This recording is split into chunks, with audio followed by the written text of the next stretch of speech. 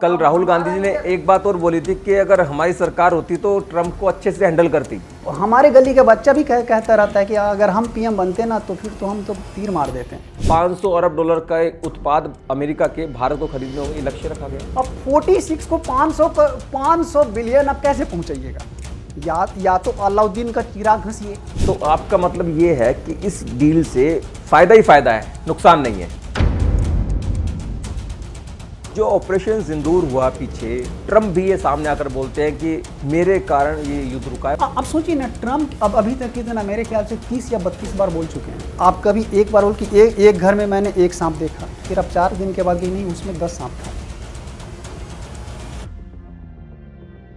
नमस्कार, मैं हूं अभिषेक सैनी और मेरे साथ है जियो इकोनॉमिक्स के एक्सपर्ट रुपेश कुमार झा, जो बताएंगे अमेरिका भारत की जो ट्रेड डील हुई है, जिसका जिक्र संसद से लेकर सड़कों पर हो रहा है, उसके बारे में पूरी जानकारी देंगे कि इसमें खामियां क्या है, इसका नुकसान क्या है, इसके फायदे क्या है। तो सबसे पहले मैं सवाल करता हूं रुपेश जी से। रुपेश जी, ये जो अमेरिका भारत ट्रेड डील हुई है, इसका दायरा क्या है, इसके नुकसान और फायदे के बारे में बताएं हमें। आप सबसे पहले तो इसको ट्रेड डील तो पूरी तरह से कह नहीं सकते हैं, क्योंकि एक्चुअली में ट्रेड डील है नहीं। ये ट्रेड डील का फ्रेमवर्क है। अगर आप प्राइम मिनिस्टर मोदी जी का आप ट्वीट देखिएगा और बाकी अगर डॉक्यूमेंट्स को ढंग से पढ़े हैं तो उसमें क्लियरली लिखा है कि ये एक ट्रेड डील का फ्रेमवर्क है, ना कि full and flag trade deal है।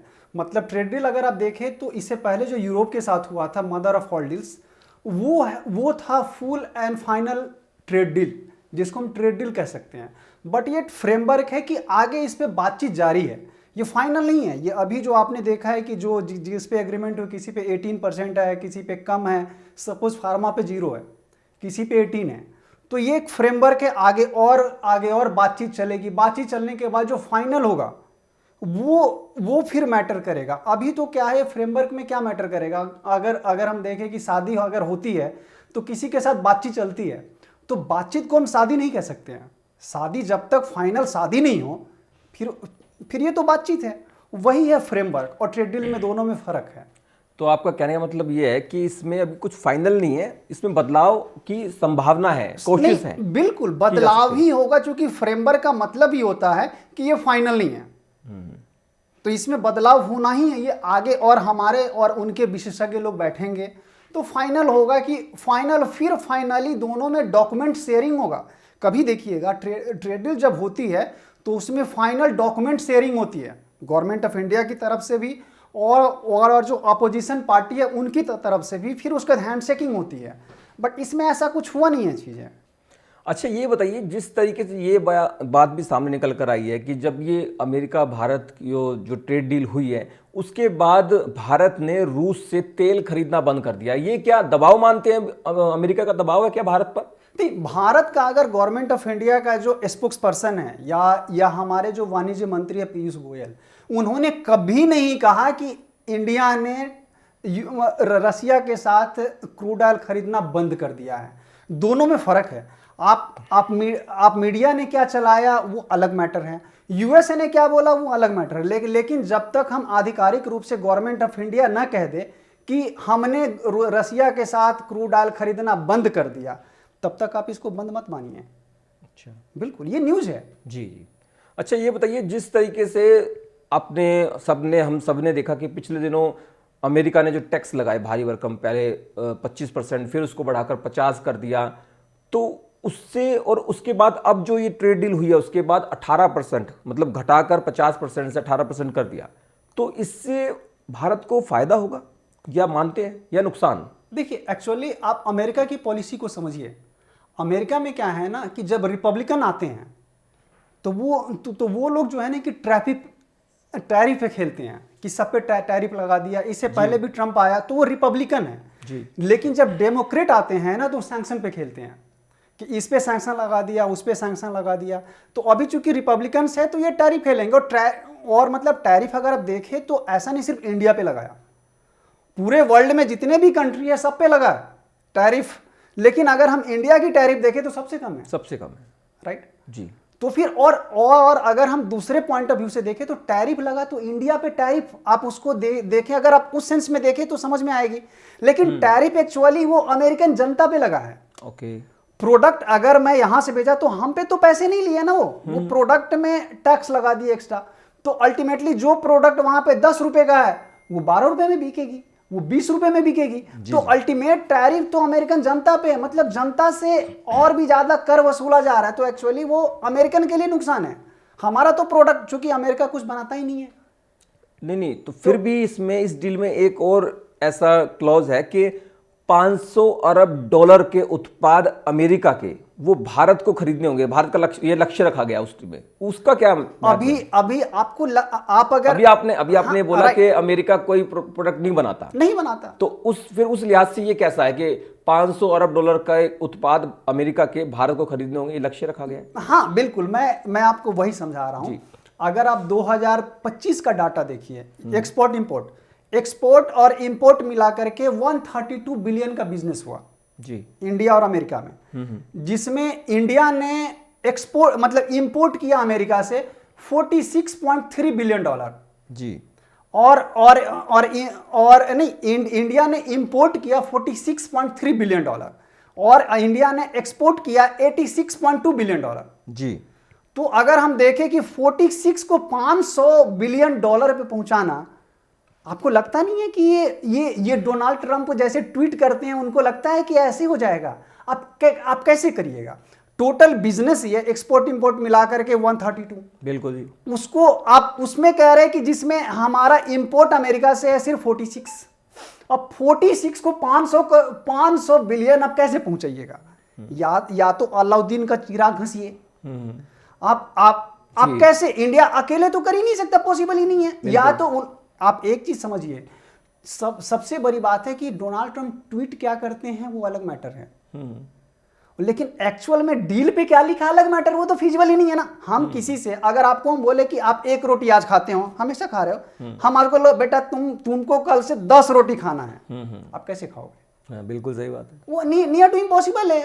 या तो उस डील में ही होगी कि भैया ये 20 साल का है कि टारगेट है कि इंडिया और अमेरिका बिजनेस करेगा 500 करोड़ का, वो समझ में आती है कि 20 साल 25 साल के बाद क्या होगा क्या पता। बिल्कुल बिल्कुल। 46 को 500 करोड़ के कैसे पहुंचाइएगा? लेकिन विपक्ष लगातार ये आरोप लगा रहा है कि जिस तरीके से ये ट्रेड डील हुई है, जी। उस ट्रेड डील से जो देश का किसान है वो बर्बाद हो जाएगा, उसके हित में कुछ नहीं आएगा। इस पर आपको क्या जी, पहले तो आप इसको डील मत कहिए, ये एक्चुअली डील नहीं, ये फ्रेमवर्क है। फ्रेमवर्क है, फ्रेमवर्क मतलब ऑनगोइंग बातचीत, ठीक है। तो और उसके बाद अगर हम देखें तो इंडिया ने पूरा कृषि प्रोडक्ट, हमारे पोल्ट्री, हमारा जो मछली वाला है, हमारा जो सब्जी, सब प्रोटेक्टेड है। उसमें सिर्फ 1-2 पॉइंट से आई थिंक मक्का या कुछ जिसमें पशु आहार है उसको बोला गया है कि हम इंपोर्ट करेंगे, उसमें भी टर्म एंड कंडीशन बहुत सारे हैं। तो ये मीडिया क्या बोल रही है, विपक्ष क्या बोला, लेकिन आप डॉक्यूमेंट में देखिएगा तो हमारे कृषि, हमारे फिशरी उद्योग, हमारे पोल्ट्री उद्योग और हमारा जो डेयरी प्रोडक्ट्स है वो सब प्रोटेक्टेड है। इंडिया ने कभी भी अपने कोर इंटरेस्ट से समझौता नहीं किया है, क्योंकि आप डॉक्यूमेंट देख लीजिए, मतलब किसने क्या बोला वो मैटर नहीं करता, मेन है कि डॉक्यूमेंट में क्या लिखा है वही मैटर करेगा। और उसके साथ ये एक्चुअली ऑन गोइंग है, तो ये तो ऑन गोइंग ही रहेगा। रुपेश जी, आपने अभी फिर से वही बात कही कि फ्रेमवर्क और जो चीज बदलाव वाली बात, ये सब, लेकिन विपक्ष इस पे लगातार ये दावा कर रहा है कि इसमें दबाव की बात है। क्योंकि कल भी मैं एक स्टेटमेंट सुन रहा था, लोकसभा में बोल रहे थे राहुल गांधी जी, उन्होंने कहा कि इस ट्रेड डील में जो ट्रेड डील हुई है वो दबाव के कारण हुई है, क्योंकि जेफरी एस्टीन जो फाइल जो उनमें मोदी जी का नाम निकल कर आया है उसको लेकर कहीं ना कहीं दबाव बना भारत पर, मोदी जी पर, और ये ट्रेड डील की गई। क्या कहते हैं आप? नहीं, आप एक्चुअली अब दबाव की बात करें तो डोनाल्ड ट्रंप ने तो अगस्त में ही बोला था कि मैं इंडिया को 7 डे का टाइम दे रहा हूं कि वो डील करना है, उसके बाद मौका हाथ से निकल गया। दबाव होता तो यूएसए का तो हम उस समय ही कर लेते।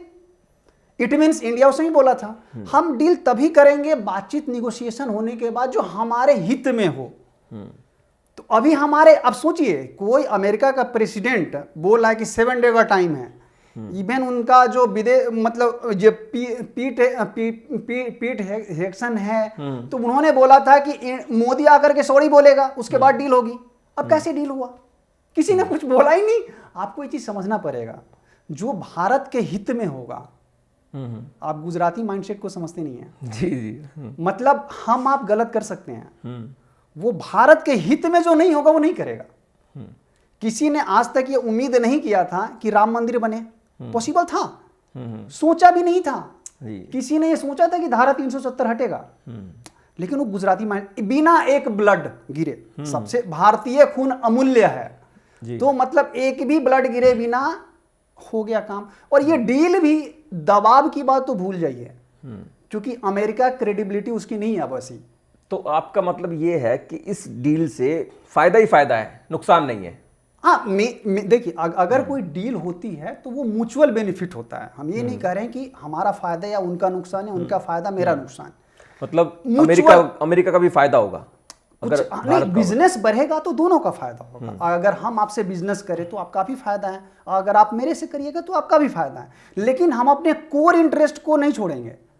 मतलब अगर हम देखें तो पोल्ट्री को नहीं छोड़ा, हाँ, हमारे पूरे के पूरे कृषि एग्रीकल्चर प्रोडक्ट पूरा का पूरा ये सेल में है, उसमें कोई टच ही नहीं कर सकता। जीएमओ फूड तो हमने लिया ही नहीं, प्रोडक्ट्स लिया ही नहीं जी।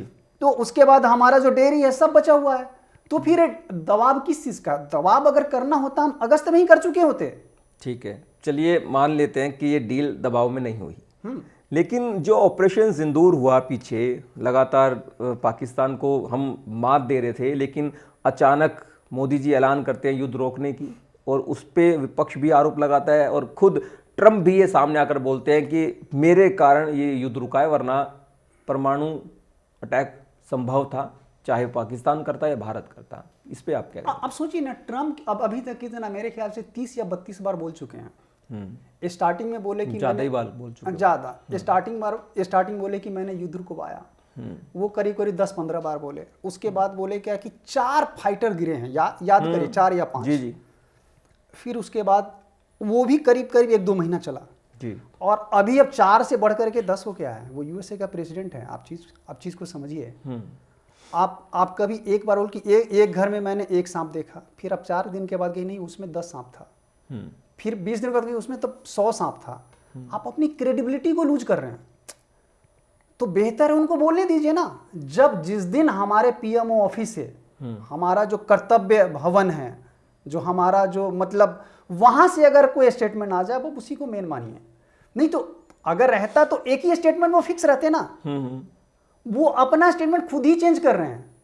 और सबसे बड़ी बात, अगर आप देखिएगा तो अमेरिकन प्रेसिडेंट का जवाब कौन दे रहा है? पीएम ऑफिस का सबसे लोएस्ट लेवल का जो प्रवक्ता है, वही दे रहा है जी। आज से 20 साल पहले आप ऐसा उम्मीद नहीं कर सकते थे कि इवन व्हाइट हाउस का जो प्रवक्ता बोलता था ना, तो इंडिया का प्रेसिडेंट प्रेस कॉन्फ्रेंस करके उसका रिप्लाई करता था। अभी ये हाल हो गया है कि अमेरिका का प्रेसिडेंट बोल रहा है, लेकिन हमारा प्रवक्ता रिप्लाई कर रहा है। मतलब सोचिए, हमारी पोजीशन बढ़ी है, उनकी बढ़ी। आपको सोचना। और जो विपक्ष बोल रहे हैं ना, विपक्ष को एक्चुअली अमेरिकन हिस्टीरिया है। क्या है ना, हर चीज में अमेरिका आज से 10 साल पहले वाली अमेरिका अलग थी। वो अब वो डूबता जहाज है, वो उसको भूल जाइए। नहीं, कल राहुल गांधी ने एक बात और बोली थी कि अगर हमारी सरकार होती तो ट्रंप को अच्छे से हैंडल करती, यानी कि मोदी जी अच्छे से हैंडल नहीं करवा रहे हैं। अब राहुल गांधी अब वो तो हमारे गली का बच्चा भी कहता रहता है कि अगर हम पीएम बनते ना तो फिर तो हम तो तीर मार देते हैं। बट ये कहने से नहीं होता है ना। आपको 140 करोड़ लोगों ने नेग्लेक्ट किया है, तो आप होते तो ये होते तो हम ही पीएम बन जाते, तो हम बेहतर होते ना आपसे। जी, बढ़िया। आप समझ रहे हैं जी। रुपेश जी, बहुत बढ़िया, आपसे चर्चा करके अच्छा लगा। काफ़ी मतलब हेल्दी चर्चा रही, और आगे भी इस तरह की चर्चा हम करते रहेंगे। हमारे दर्शकों के पास ये ऐसे मुद्दे, नए मुद्दे लेकर आएंगे। बहुत बहुत शुक्रिया आपका, बहुत आपका स्वागत है इस चर्चा में जुड़ने के लिए। जी, नमस्कार।